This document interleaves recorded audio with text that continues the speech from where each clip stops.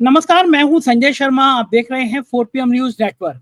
आपने तस्वीर देख ली होगी, अमेरिका में फिर एक भारतीय छात्र को बेरहमी से पीटकर उसको हथकड़ी बेड़ी लगाकर वापस किया जा रहा है। पहले भी दर्जनों भारतीयों को वापस किया गया इसी तरह हथकड़ी और बेड़ी लगाकर, लेकिन हमारे सरकार के मुंह से आवाज नहीं निकल रही। पता नहीं क्या हो गया। उधर बीबीसी ने रिपोर्ट जारी करके बता दिया है कि कुंभ में असल में मरने वालों की संख्या कहीं ज्यादा थी और उत्तर प्रदेश सरकार ने इसमें बहुत ही घोटाला किया। आखिर अब सरकार के पास कहने को बचता क्या है? ऐसे तमाम सवालों के साथ मैंने अभय दुबे से बातचीत की है। बहुत शानदार बातचीत है। आपसे रिक्वेस्ट है, चैनल को सब्सक्राइब करिए, ज्वाइन करिए। चलते हैं अभय दुबे जी के पास। 4 PM न्यूज नेटवर्क में स्वागत है अभय दुबे जी आपका। बीबीसी की एक रिपोर्ट आई है जिसने योगी सरकार के माथे पर वो कलंक लगा दिया है जिसकी भरपाई या जिसकी सफाई संभव नहीं है। बीबीसी ने साबित किया है, बहुत विस्तार की रिपोर्ट है, कि कुंभ में 82 लोग मरे थे और डिटेल में है कि कुछ को मुआवजा नहीं दिया गया, कुछ से कहा गया कि 5 लाख रुपए ले लो, बोलो मत।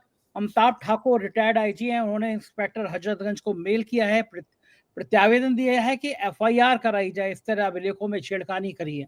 आपको याद होगा जिस दिन भगदड़ मची थी 9:30 पौने 10 बजे मुख्यमंत्री जी प्रकट हुए थे और उन्होंने कहा था कि कोई हानि नहीं हुई है, कोई जनहानि नहीं हुई है। और हमने 10 बजे, हमारा रिपोर्टर क्षितिज कांत पोस्टमार्टम में मौजूद था, हमने 1 घंटे में सबसे पहले देश में अगर किसी ने ब्रेक की थी खबर तो वो 4 PM ने करी थी। हमने 1 घंटे में 30 लाशें दिखाई थी और अगले 24 घंटे में हमने 67 लाशों का स्टिंग करके दिखाया था, वहां लाशें पड़ी हुई हैं। लेकिन कोई कार्रवाई हुई नहीं, उल्टा हमारे खिलाफ कार्रवाई को ईडी को खत लिखे गए। लेकिन अब तो बीबीसी की रिपोर्ट ने दूध का दूध पानी का पानी कर दिया है। मुझे कोई बता रहा था कि गोविंदाचार्य जी के भाई की भी डेथ ऐसी हुई और अज्ञात में दाह संस्कार कर दिया गया। मैं अभी पुष्ट नहीं हूँ इस खबर पर, लेकिन बीबीसी की जो रिपोर्ट आई है उसने कल ही खोल दिया। जो लोग कर्नाटक के बेंगलुरु में क्रिकेट मैच में हुई भगदड़ के बाद सरकार का इस्तीफा तक मांग रहे थे, क्या लगता है इस रिपोर्ट ने जो शर्मनाक आंकड़े पेश किए हैं उससे बीजेपी क्या उबर पाएगी? संजय जी, हम दोनों को ही उस क्षण का इंतजार करना चाहिए और जो बहुत जल्दी ही आने वाला है कि बीबीसी के संवाददाताओं और बीबीसी को हिंदुत्व विरोधी, सनातन विरोधी, राष्ट्र विरोधी, भारत विरोधी और विदेशी ताकतों का एजेंट ही नहीं बल्कि विदेशी ताकत, जो कि बीबीसी को एक जमाने में और भी दूसरी राजनीतिक शक्तियां कहती रही हैं, वो घोषित किया जाने वाला है। और ये चीजें केवल भाजपा के साधारण प्रवक्ताओं द्वारा घोषित नहीं की जाएंगी। मुझे पक्का यकीन है कि मुख्यमंत्री महोदय स्वयं निकलकर इन सब चीजों को ये सब घोषित करेंगे और उसके बाद में उनका जितना भी बड़ा इको सिस्टम है इनका, भारतीय जनता पार्टी का, वो सब यही बातें कहने लगेगा।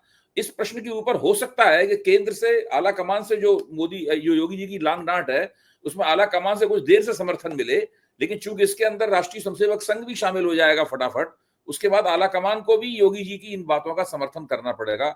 और अभी देखिए बीबीसी को ट्रोल होना, बीबीसी और उसके संवाददाता की ट्रोलिंग शुरू होने वाली है। उसमें क्या क्या कहा जाएगा, क्या क्या नहीं कहा जाएगा, वो बात अलग है। वो तो हम लोग केवल उसकी कल्पना कर सकते हैं, थोड़ी बहुत कल्पना हमारी सही भी निकलेगी। तो मेरा पक्का यकीन है कि इस तरह की खबरों से, इस तरह के भंडाफोड़ों से कोई असर नहीं होता है इन लोगों के ऊपर। आप क्या समझते हैं, योगी जी इसके लिए सार्वजनिक रूप से माफी मांगेंगे? योगी जी एक दिन का कम से कम उपवास रखेंगे पश्चाताप करने के लिए, या योगी जी इसके पश्चाताप में मुख्यमंत्री पद से इस्तीफा दे देंगे, या भारतीय जनता पार्टी के भीतर से इस्तीफा देने की मांग उठेगी? अखिलेश जी उनका इस्तीफा मांग सकते हैं। अखिलेश जी के इस्तीफे के मांगने से उनके कानों पे जू भी नहीं रहेंगी, वो ध्यान भी सुनेंगे भी नहीं कि क्या बोला गया है। ये स्थिति है। देखिए, ये लोग सत्ता का जिस तरीके से इस्तेमाल करते हैं उसमें आंख की लिहाज नहीं है। एक जमाना था, देखिए अभी 10-11 साल पहले जब कांग्रेस के ऊपर कोल घोटाले में और दूसरे तमाम घोटालों के अंदर तरह तरह के आरोप लग रहे थे, हम भी थे आरोप लगाने वालों में, हम क्यों मना करेंगे, हम नहीं थे। हम भी टीवी पे हम आरोप तो नहीं लगा रहे थे कि जो आरोप लगाए जा रहे थे विनोद राय द्वारा और बीजेपी द्वारा, उसका हम भी बड़े उत्साह में भर के समर्थन कर रहे थे। उसमें बाबा रामदेव भी आरोप लगाने वालों में से थे। Corruption against India against corruption वाले लोग भी थे जो आज के बाद आम आदमी पार्टी हैं। उसके बाद विवेकानंद फाउंडेशन की ताकतें जो थी, जो राष्ट्रीय स्वयंसेवक संघ से जुड़ी हुई हैं, जो बाद में पूरी मोदी सरकार उन्हीं लोगों ने संभाली, विवेकानंद फाउंडेशन के। भाई ये आपके डोभाल साहब कौन है? विवेकानंद फाउंडेशन है। निर्भय मिश्रा कौन है? विवेकानंद फाउंडेशन है। ये दो सबसे बड़ी ताकतें हैं जो संभालती रही मोदी जी की सरकार। तो ये सब लोग जब आरोप लगा रहे थे तो उसके बाद आरोप कोई साबित नहीं हुआ था, इसके बावजूद भी यूपीए सरकार ने लोगों के इस्तीफे ले लिए थे और उनके खिलाफ कानूनी कार्रवाई शुरू कर दी थी। क्या आज होता है ऐसा? बीजेपी के मंत्री खुलकर बदजबानी करते हैं, फौजों के खिलाफ बोलते हैं, स्त्री विरोधी वक्तव्य देते हैं, मॉलेस्टेशन में स्त्रियों के, पहलवान लड़कियों के मॉलेस्टेशन के मुकदमे उनके खिलाफ दर्ज होते हैं, पोक्सो का मुकदमा उनके खिलाफ दर्ज होता है। क्या किसी के खिलाफ कोई कार्रवाई होती है बीजेपी के अंदर? कोई कार्रवाई नहीं होती, कोई निकाला नहीं आता, कुछ नहीं होता। निकाले जाने का स्तर यह है कि जब तक आप किसी बार वाला को गोद में बैठा के उसके गुप्तांगों से छेड़छाड़ नहीं करेंगे और आप कैमरे पर पकड़ नहीं आएंगे, या आप हाईवे के ऊपर आप जब तक पोर्नोग्राफी नहीं दिखाएंगे, लाइव पोर्नोग्राफी नहीं दिखाएंगे हाईवे के ऊपर, तब तक आपके खिलाफ कोई कार्रवाई नहीं होगी, निंदा भी नहीं की जाएगी आपकी। ये स्थिति है। तो ये आप उनसे उम्मीद मत कीजिए। हाँ, बीबीसी ने जो कहा है, इससे जो लोग खबरें देखते हैं, खबरों से प्रभावित होते हैं, उनके बीच में भारतीय जनता पार्टी की छवि खराब होगी। ये सब होगा, ये तो सब होगा, लेकिन और इससे ज्यादा आप आगे उम्मीद मत कीजिए। लेकिन जनमानस में एक छवि है, आप देखिए स्वामी अभिमुक्तेश्वरानंद ने कहा था कि साधु संत जहां कहीं डेथ हो जाए तब तक शुद्धि नहीं हो जाती, 10वां 13वीं नहीं हो जाता, हम भोजन नहीं करते। और वहां पे इतना बड़ा हादसा हुआ, केवल यही डर था कि अगर ये पता चल गया तो साधु संत स्नान नहीं करेंगे। तो एक तरह पूरी सरकार ने झूठ बोला, कहाँ तो भ्रष्टाचार की बातें भी सामने आ रही थी। और तो जो नैतिक समर्थन है या जनमानस में है, उसके अंदर ये जाएगा कि इन्होंने कुंभ के नाम पे भी झूठ बोला। देखिए, इसमें होता क्या है मैं आपको बताऊं, और जो मेरी अपनी समझ है वो मैं आप तक पहुंचाता हूं, और पहले भी इन बातों को कहता रहा हूं। इस प्रकार की जो घटनाएं होती हैं, वो घटनाएं तरह तरह के फिल्टरों से, समझ के, हर आदमी की समझ एक फिल्टर होती है। जैसे मेरी समझ एक फिल्टर है, कोई घटना है, कोई रिपोर्टिंग है, हम अखबार पढ़ते हैं, टीवी देखते हैं, उससे हमें जो सूचनाएं मिलती हैं वो उस फिल्टर से निकलकर हमारे दिमाग तक पहुंचती हैं और हमारी चेतना का निर्माण होता है। आपकी समझ भी एक फिल्टर है। इसी तरह हर व्यक्ति के पास अपनी समझ का एक फिल्टर होता है। तो तरह तरह के फिल्टरों से गुजरकर लोगों के दिमाग को प्रभावित करती है। जाहिर है कि इस तरह की रिपोर्ट जब आएगी तो जितने लोग इस रिपोर्ट से दो चार होंगे, उनकी समझ के ऊपर भाजपा के खिलाफ एक निगेटिव, एक नकारात्मक असर पड़ेगा। भाजपा की छवि खराब होगी, उनके दिमाग में इसकी एक परत जम जाएगी, एक खामोश परत जम जाएगी। बहुत सारी परतें पहले से जमा हुई हैं, उसमें एक परत और जम जाएगी। भारतीय जनता पार्टी वाले झूठ बोलते हैं, भारतीय जनता पार्टी वालों को सार्वजनिक जीवन में अपनी साख की कोई परवाह नहीं है, और किसी भी बात पे कभी अफसोस नहीं व्यक्त करते, कभी सॉरी नहीं बोलते भारतीय जनता पार्टी वाले। कोई कितना भी बड़ा अपराध करते, किसी को पार्टी से निकाला नहीं जाता, किसी को पद से बर्खास्त नहीं किया जाता, किसी को सरकार से नहीं निकाला जाता, कुछ नहीं होता भारतीय जनता पार्टी। जब कभी 4 साल बाद, 5 साल बाद किसी का टिकट काट दिया जाता तो कहा जाता है देखिए उस घटना की वजह से इनका टिकट कटा। कहने वाले को कैसे पता भाई उस घटना की वजह से टिकट कटा? जबकि सर्वे होता है, पता लगा हार जाएगा बंदा, इसलिए टिकट कटता है। तो ये स्थितियां हैं, धीरे धीरे करके ये चीजें जमा होती रहती हैं, और अंत में कभी कोई क्षण ऐसा आता है जब वोटर अपना हथौड़ा चलाता है। ये सब चीजें जमा होती रहती हैं, इनसे वोटर का मन बनता है, और एक दिन वो तय करता है कि भाई अब इस सरकार को वोट नहीं देंगे।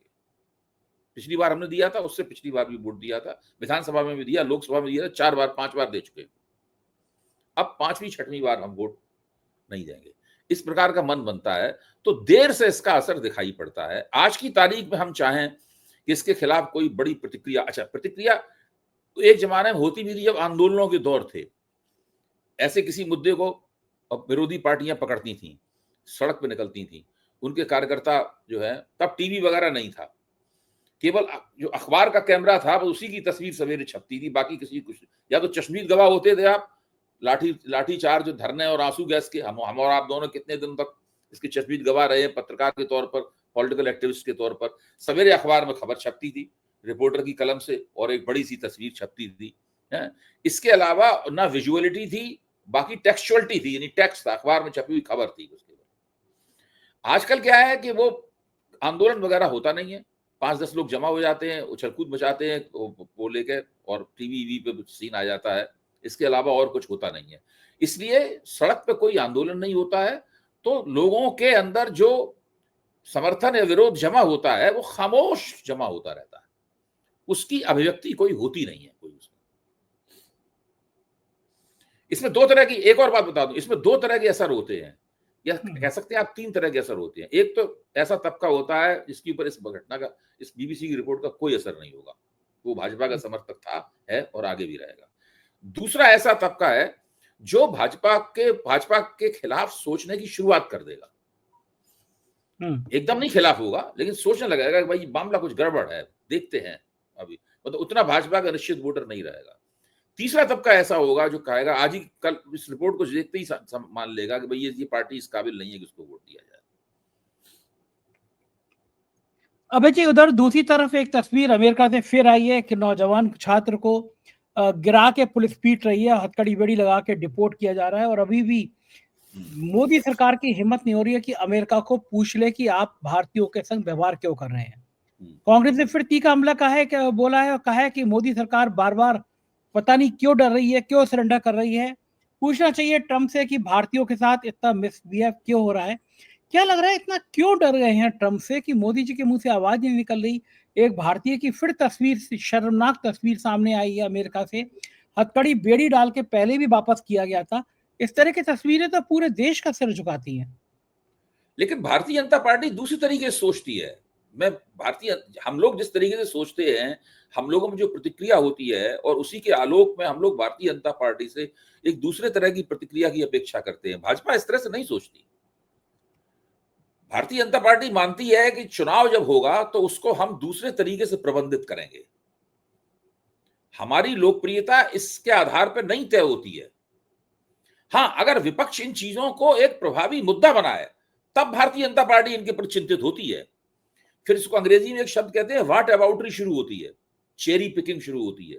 व्हाट अबाउटरी और चेरी पिकिंग शुरू होती है। व्हाट अबाउटरी क्या शुरू होती है कि आपके जमाने में ये हुआ था, देखिए हमारे जमाने में ये हुआ था, आपके जमाने में ये हुआ था, हमारे इस तरह कोई घटनाएं खोज नहीं आएंगी, उसके बाद शुरू हो जाएगी। जैसे अभी जब मैं आपको एक उदाहरण बताता हूं, जब भारतीय जनता पार्टी के एक प्रवक्ता पे भाजपा आरोप लगाया गया कि भाई भाजपा ने हथियार डाल दिए और भाजपा को तो आगे बढ़कर मौका खो दिया।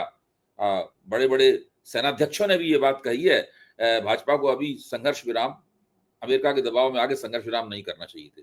तो फौरन भाजपा के प्रवक्ता मानिक शाह की किताब में से एक लाइन दो निकाल के पढ़ने लगे, जिसमें मानिक शाह ने शिमला समझौते की आलोचना की थी कि देखिए, आप उस वक्त मानिक शाह तक ने शिमला समझौते की आलोचना की थी कि अगर अभी समझौता, रूस और अमेरिका के दबाव में समझौता अगर ना होता तो अच्छा था। वो उन्होंने लाइन पढ़ के सुना दी। तो टीवी की डिबेट उन्होंने जीत ली। टीवी की डिबेट में उन्होंने अपनी गोटी लाल कर ली। ये अलग बात है कि जनता इस बात से कोई प्रभावित नहीं होती है। जनता तो ये जानती है कि इंदिरा गांधी ने पाकिस्तान के 2 टुकड़े कर दिए थे। मानिक शाह ने अपनी किताब में लिखा था, इसके आधार पर जनता इंदिरा गांधी की छवि को नहीं बदलेगी। लेकिन टीवी की इस रिपोर्ट में उन्होंने अपनी बात कह ली, गर्मा गर्म हलवा खाया उन्होंने और खिलाया पब्लिक को। तो अब आगे इसका क्या होगा, इन चीजों के संचित परिणाम क्या होंगे, भाजपा के जनाधार पर इसका क्या असर पड़ेगा, जो भाजपा के प्रशंसक और समर्थक थे वो लोग किस तरीके से सोच रहे हैं, हमारे पास वो कौन सा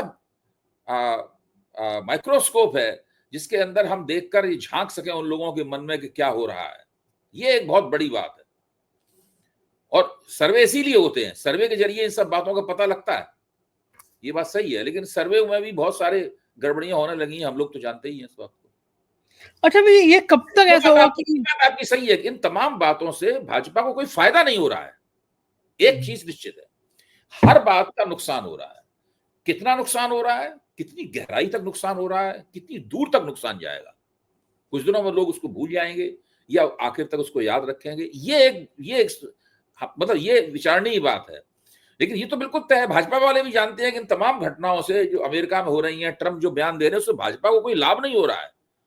भाजपा की राजनीति के ऊपर और भाजपा के इस पूरे मसले से निपटने के तरीके के ऊपर लोगों के मन में संदेह हैं। और अमेरिका में होने वाली, ट्रंप द्वारा कही जाने वाली हर बात, अमेरिका द्वारा की जाने वाला हर कृत्य जो भारत विरोधी कृत्य है, भारतीयों का अपमान करता है, उससे लोगों के मन में भारतीय जनता पार्टी के ऊपर संदेह गहराता जा रहा है। और ये संदेह, हाँ, ये बस फिर से मैं एक बात कहूंगा, ये कितनी दूर तक रहेगा, कितनी दूर तक एक प्रभाव करेगा, ये देखने वाली बात। बिल्कुल ठीक है, लेकिन अब बताइए मुझे कि कब तक हम लोग सहेंगे? अमेरिका एक के बाद एक और बदतमीजी करेगा, रोज़ अपमानित करेगा, रोज़ गाली देगा, रोज़ बार-बार कहेगा मैंने देखिए, सीज़ फायर कराया। अगर सरकार इसके प्रति एक असहनशील रवैया अपनाती और सरकार अगर इसका प्रतिरोध करती, तो पहली बार जब उन्होंने लोगों को हथकड़ी बड़ी लगा के भेजा था, उसी वक्त बहुत जबरदस्त प्रतिरोध करना चाहिए था और कहना चाहिए था कि हम हवाई जहाज़ों को, ऐसे हवाई जहाज़ों को आगे से दि दिल भारत में भारत की ज़मीन पे उतरने भी नहीं देंगे और हम अपने हवाई जहाज़ भेजेंगे। उसमें हम अपने नागरिकों को, आपके लिए वो होंगे गैर कानूनी अमेरिकी, लेकिन हमारे लिए तो भारतीय नागरिक हैं। उनको हम लाएँगे यहाँ पर, जो ज़िंदगी की मजबूरियों के कारण वहाँ चले गए हैं अमेरिका में। कोई डंकी मार के गए हैं, कुछ वहाँ पे गए थे, उन्होंने अपने दौरे को एक्सटेंडेड कर लिया वहाँ च अब हम लाएँगे और अपने अपने देश में आके उनको रोज़गार देंगे और उनके लिए जगह बनाएँगे। ये सब हिम्मत करके ये कहते और करते और सीना तान कर खड़े होते। मोदी जी डोनाल्ड ट्रम्प की आँखों में आँखें डालते। वो तो लगातार कभी एलन मस्क के बच्चों को खिला रहे हैं, कभी जेडी वेंस के बच्चों को खिला रहे हैं, कभी किसी के बाबा बन रहे हैं, कभी किसी के नाना बन रहे हैं, ये सब चल रहा है। ऐसे ही चलता रहेगा, ये मानते रहेंगे कि बच्चों को खिला-खिला के पूरे यहाँ के भारत के भी बच्चे खुश हो उनकी जाएँगे। शैली उनकी राजनीति की तो शैली यही है। भाई आप जो राजनीति की शैली अपना अतीत में निकट अतीत में जिन शैलियों के कारण आपको सफल रहे हैं, मतलब जो है, उस शैली को आप क्यों छोड़ेंगे? इनका तो स्टाइल यही है। विदेश नीति के नाम पर फोटो अपॉर्च्युनिटी। विदेश नीति के नाम पर ये लोग सिर्फ फोटो अपॉर्चुनिटी रखते हैं और बाकी विदेश नीति इनकी पूरी तरीके से ढक्कन हो चुकी है। विदेश नीति में कुछ है नहीं। बिल्कुल, ये लगता है कि पिछले दिनों में योगी आदित्यनाथ ने अप्रत्याशित रूप से कहा कि राष्ट्रपति से मुलाकात करनी है, फिर वो अमित शाह से मिल लिए। जबकि अमित शाह और योगी आदित्यनाथ के बीच में बड़ी कटुता थी। खबर आई कि वो यहाँ पे जो पुलिस भर्ती वाले जो रिजल्ट्स हैं, उन बच्चों को, नौजवानों को अमित शाह बाँटेंगे। अमित शाह की उत्तर प्रदेश में अचानक एक्टिविटी बढ़ रही है, योगी आदित्यनाथ मिल रहे हैं। क्या भारतीय जनता पार्टी में राष्ट्रीय अध्यक्ष बनने के पहले या बाद कोई और बड़ी राजनीति देखने को मिल सकती है? क्या लगता है आपको? ये भी हो सकता है कि इसमें अमित शाह और योगी आदित्यनाथ के बीच में जो एक कड़वाहट पैदा हुई और एक रनिंग बैटल दोनों के बीच में लगातार चल रही है, जद्दोजहद, इसमें हो सकता है कि राष्ट्रीय स्वयंसेवक संघ ने हस्तक्षेप किया। देखिए, ऑपरेशन सिंदूर के बाद में कुछ ना कुछ तो राष्ट्रीय स्वयंसेवक संघ और इन लोगों के बीच के समीकरण शायद बदले हैं, क्योंकि जिस तरह अमेरिका परस्ती दिखाई है, अमेरिका के पिट्ठू बने, उसका संघ की तरफ से कोई विरोध नहीं आया है। कोई अगर आपकी निगाह में कोई इस तरह का संकेत आया हो तो आप बताइए, मेरा ध्यान उस तरफ खींचिए। मुझे नहीं नहीं, लगता है नहीं। कि उनकी तरफ से कोई एक संकेत आया है। मुझे लगता है कि संघ ये मानता है कि मोदी ने ठीक किया जो कुछ किया। और संघ ये मानता है, चूंकि अब मोदी ने ये ठीक, जिसमें मोदी को संघ की तरफ से कुछ ना कुछ तो ब्राउनी पॉइंट्स मिले ही है। कुछ ना कुछ तो मोदी को संघ की तरफ से इसका श्रेय गया ही है। तो अगर तो ये श्रेय गया तो माना जाए कि फिर भाजपा का राष्ट्रीय अध्यक्ष भी अब मोदी जी की मर्जी से तय हो जाएगा? नहीं, ये तो नहीं माना जा सकता अभी, ये तो नहीं माना जा सकता कि मोदी जी की मर्जी से तय होगा। लेकिन जो समीकरणों के अंदर जो तनाव था, मेरे ख्याल से जैसे जब शीत युद्ध हुआ करता तो एक शब्द आया करता था, तनाव शैथिल्य। आपको याद होगा, हम लोग अक्सर लिखा करते थे, हाँ, हाँ, हाँ। तनाव शैथिल्य। तो ये इन दोनों के बीच में जो शीत युद्ध चल रहा था, तो उसमें तनाव शैथिल्य जो है ना, मतलब जो है वो मेरे ख्याल से हुआ है जरूर, ऐसा मेरा अंदाज है। ये लगता है, लेकिन अभी अगले 2 महीने बड़े सेंसिटिव हैं। सितंबर में मोदी जी हो जाएंगे 75 ईयर के और फिर मांग उठेगी कि भाई अब आपने तो नियम बनाया था कि 75 साल के हो जाओगे तो। कौन मांग करेगा संजय जी, कौन करेगा मांग? मतलब आपको लगता है बीजेपी के एमपी में किसी में हिम्मत बची नहीं है? अरे वाह, कमाल करते हैं आप। जिस दिन बीजेपी के एमपी ये मांग कर लेंगे जो है ना, उस दिन देश में लोकतंत्र ही बदल जाएगा। जब बीजेपी की एमपी अगर ये मांग कर लेंगे संजय जी, उस दिन देश में लोकतंत्र बदल जाएगा। भारत के लोकतंत्र के ऊपर विश्व के सर्वश्रेष्ठ लोकतंत्र का मुकुट पहना दिया जाएगा हम लोगों को। हम लोग सब एक मुकुट लगा घूमा करेंगे, लिखा करेंगे विश्व के सर्वश्रेष्ठ लोकतंत्र के नागरिक। जिस दिन भारतीय जनता पार्टी के एमपी ये खड़े होकर कहेंगे कि नरेंद्र मोदी के 75 साल हो गए, इनको अब बदलो, इनको रिटायरमेंट दो, इसलिए किसी और को बनाओ,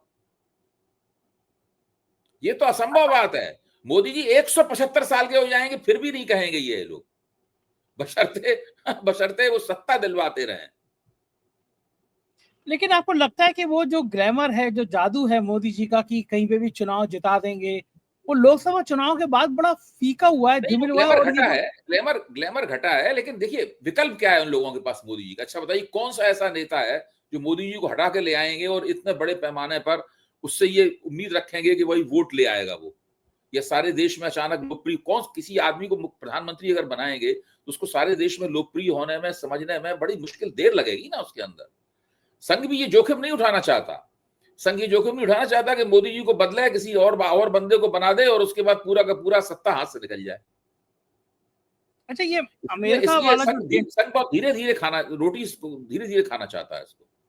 ये जो अमेरिका का डेंट लगा है, अमेरिका का अभी तक भारत पाकिस्तान के द्विपक्षीय मामले में कोई तीसरे देश का हम समझौता सहन नहीं करते थे, लेकिन ये जो अमेरिका का झटका लगा है, उसने कहा कि भाई मैंने मध्यस्थता कराई, मैंने कहा युद्ध नहीं होगा, इससे मोदी जी की छवि पर कितना असर पड़ा है? देखिए ये भारत और पाकिस्तान के बीच में मामला द्विपक्षीय है कि त्रिपक्षीय है कि अंतर्राष्ट्रीयकरण हो गया है इसका, ये जब हम लोग आपस में चर्चा करते हैं या विदेश नीति के प्रति उत्सुक लोग चर्चा करते हैं तो उनके बीच की चर्चा है ये। आम लोग इसको, इस पूरे मसले को इस चर्चा की रोशनी में नहीं देखते। उन्हें इससे खास मतलब नहीं है कि ये द्विपक्षीय है कि त्रिपक्षीय मामला है। उन्हें इससे मतलब है कि पाकिस्तान को कितने थप्पड़ मारे गए और लातें घूंसे मारे कि नहीं मारे गए पाकिस्तान को उचित सबक सिखाया गया कि नहीं सिखाया गया। सरकार का मानना है कि हमने बहुत सबक सिखाया। पब्लिक का मानना यह है कि सबक सिखाने की जब शुरुआत ही हो रही थी तभी इन लोगों ने हाथ खींच लिया और पाकिस्तान को पतली गली से निकल जाने का मौका दे दिया, और इसमें अमेरिका का दबाव रहा। लोग इसको इस तरीके से देखते हैं।